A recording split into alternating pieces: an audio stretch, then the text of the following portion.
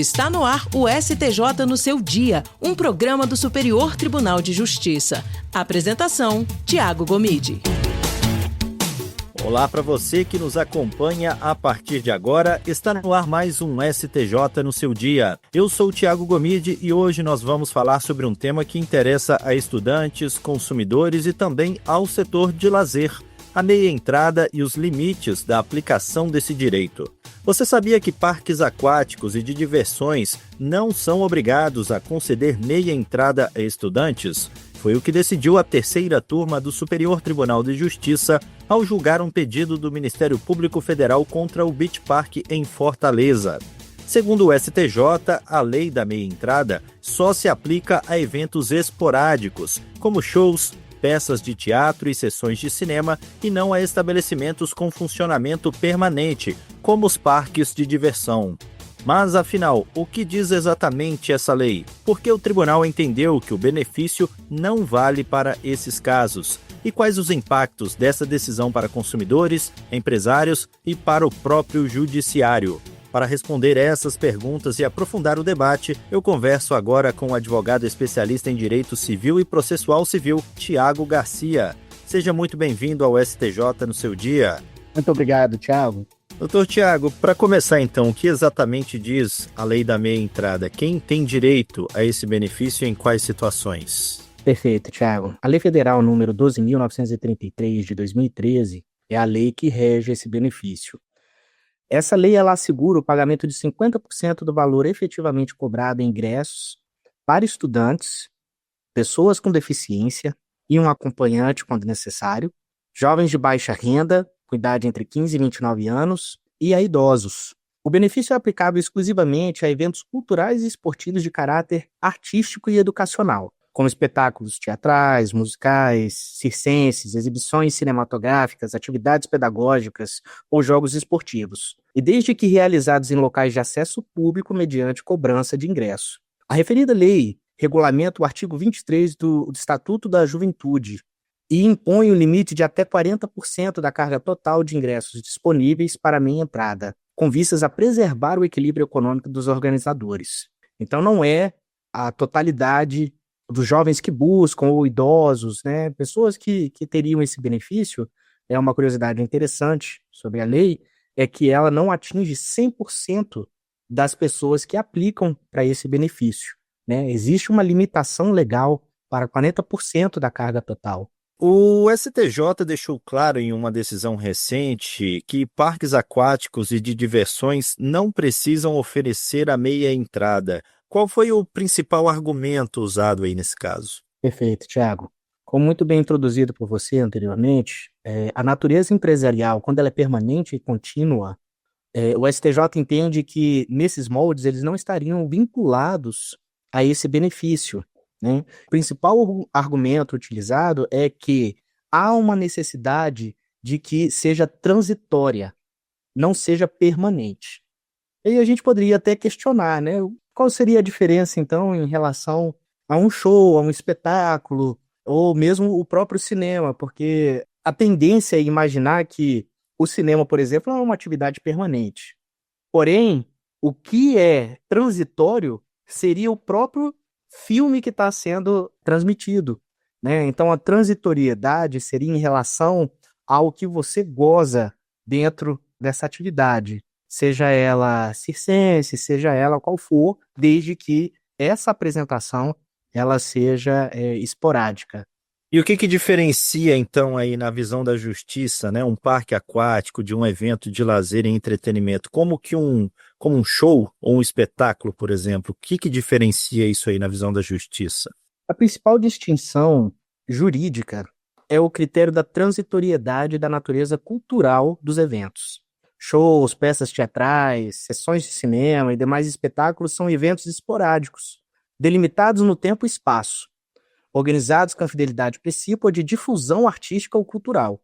Já os parques aquáticos, temáticos e similares operam em regime permanente, sendo estruturados como atividade econômica contínua voltada ao entretenimento geral, desvinculado de um conteúdo artístico ou pedagógico específico. Trata-se, pois, de um serviço de recreação oferecido como um produto comercial e não manifestação cultural ou educativa, como definido pelo STJ nesse último julgamento.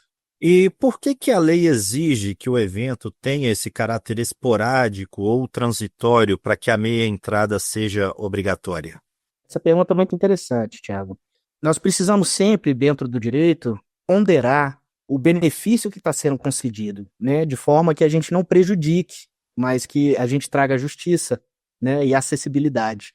Nesse caso específico, a exigência da transitoriedade decorre de um princípio da razoabilidade econômica e da própria finalidade da lei, que visa promover acesso democrático à cultura e à educação, para cumprir, inclusive, né, o artigo 6º da Constituição Federal, sem, contudo, impor ônus desproporcionais às empresas do setor de entretenimento. A previsão de eventos esporádicos decorre de uma constatação de que o organizador de um espetáculo isolado não possui receita contínua, o que torna viável juridicamente impor um percentual de gratuidade parcial limitado, ou seja, a meia entrada, no caso, né? Ao passo que empreendimentos permanentes teriam sua modelagem financeira comprometida por um benefício legal não concebido para essa realidade.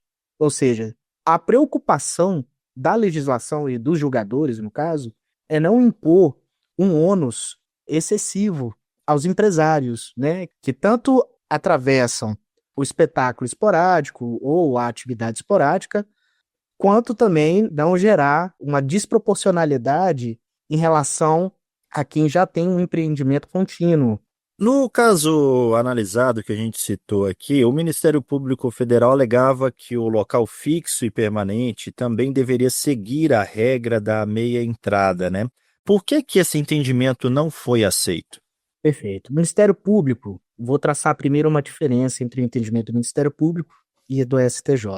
O Ministério Público, ele realizou uma interpretação extensiva da lei, sustentando que o objetivo social da norma seria garantir o acesso à cultura e lazer. Dessa forma, todas as modalidades de entretenimento, claro, com cobrança de ingressos, deveriam ser submetidas a essa lei, inclusive as de exploração permanente. O STJ, entretanto, ele entende que existe um limite interpretativo que não possibilita essa extensão. Ou seja, ele entende que, de forma semântica e teleológica, a norma ela é restritiva, não permitindo, então, que se tenha uma interpretação, obviamente, extensiva. E o entendimento seria para não desfavorecer a livre iniciativa, porque se você onera demais a atividade com a meia entrada, por exemplo, você acaba impedindo que outras empresas, que outros empreendedores, eles ingressem nesse ramo de atividade. Acaba sendo onerado excessivamente. E a jurisprudência anterior tratando aí da meia entrada em parques temáticos, zoológicos ou aquáticos, esse tema é recorrente no judiciário? Sim. Apesar do seu objeto ser uma interpretação pontual, sempre se discutiu a extensão dessa norma. Tanto que nós chegamos até ao STJ com essa matéria, né? Então, existiam, inclusive, julgados contraditórios entre si de outros estados, né? O TJ de São Paulo entendia de uma forma, o de Minas Gerais entendia de outro, em razão especificamente em relação a zoológicos, aquários e parques temáticos. Essa consolidação do entendimento pelo STJ, ela tem um efeito paradigmático, porque agora ela traz uma segurança jurídica em relação à interpretação dessa norma, né? Uma uniformização. Ok. Essa discussão ela afeta apenas estudantes ou outros públicos também aí, como idosos e pessoas com deficiência? Perfeito. Como o benefício ele é o mesmo, todas as normas que tratam da meia entrada, né, seja para os idosos, para os deficientes, elas também receberão essa restrição, essa limitação imposta pelo STJ. Então, sim, eles vão acabar sendo afetados por essa decisão. Como que os tribunais têm interpretado aí de forma geral os limites da lei da meia entrada? Essa decisão do STJ, ela segue, digamos assim, um padrão ou inaugura um novo entendimento sobre o assunto? Entendi. O STJ, em seu julgado, ele deixa muito claro que a norma, ela impõe uma obrigação a particulares, ou seja, ela afeta o equilíbrio econômico dos agentes culturais e de entretenimento. Portanto, ela teria que ter uma interpretação restritiva Ao decidir pela inaplicabilidade de minha entrada aos parques ou eventos culturais explorados de forma permanente, o STJ ele não chegou a inovar radicalmente. Ele, na verdade, ele reafirmou e consolidou uma linha de precedentes já existentes do próprio STJ, conferindo uma uniformidade interpretativa em nível nacional agora. Portanto, a decisão segue uma tendência jurisprudencial, agora respaldada pelo órgão de cúpula, que é o STJ. Como que o STJ, como tem sido equilibrado aí o direito dos consumidores com a liberdade empresarial nesse tipo de caso? O efeito direito ele trabalha com alguns mecanismos quando você tem esse tipo de conflito, né, de interesses, no caso. Então, com base no julgado do STJ, a gente entende que se aplicou a proporcionalidade e a livre iniciativa, né?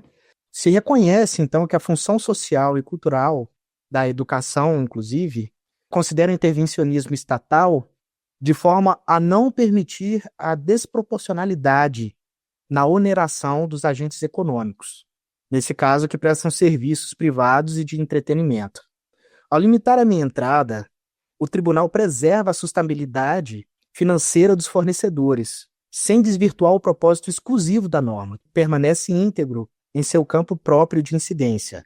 E a gente pode dizer, então, que para o consumidor comum essa decisão ela representa um esclarecimento e uma interpretação mais precisa da legislação? Podemos sim. A decisão do STJ ela é bem clara em relação à sua interpretatividade, né? De modo que o âmbito de sua aplicação, ou seja, da minha entrada, que contribui para a segurança jurídica dos consumidores e dos fornecedores, ela também deve alcançar a proteção do próprio empresário. E para a gente finalizar essa nossa conversa, Dr. Tiago Garcia, como que o consumidor pode saber com segurança se um local é obrigado a conceder a meia entrada ou não? Há canais oficiais para isso? Sim, existe o PROCON, os sites dos organizadores eles precisam fornecer esse tipo de informação. O próprio caráter da apresentação, do empreendimento, né, que está explorando essa agenda cultural, né, a transparência em relação ao fornecedor, que também é uma exigência do próprio Código de Consumidor, e seriam esses, então, os canais. Ok, doutor Tiago Garcia, muito obrigado aí pela disponibilidade e participação aqui no STJ no seu dia. Eu que agradeço a oportunidade, Tiago. STJ no seu dia, um programa do Superior Tribunal de Justiça. E é isso, o STJ no seu dia vai ficando por aqui. Eu agradeço muito pela sua companhia, pela Rádio Justiça e também pelas plataformas digitais. O STJ no seu dia tem produção de Caio Baltazar, trabalhos técnicos de Júlio César da Glória, direção e coordenação geral de Daniele Lombardi. Até o próximo episódio. Tchau, tchau. STJ no seu dia, um programa do Superior Tribunal de Justiça.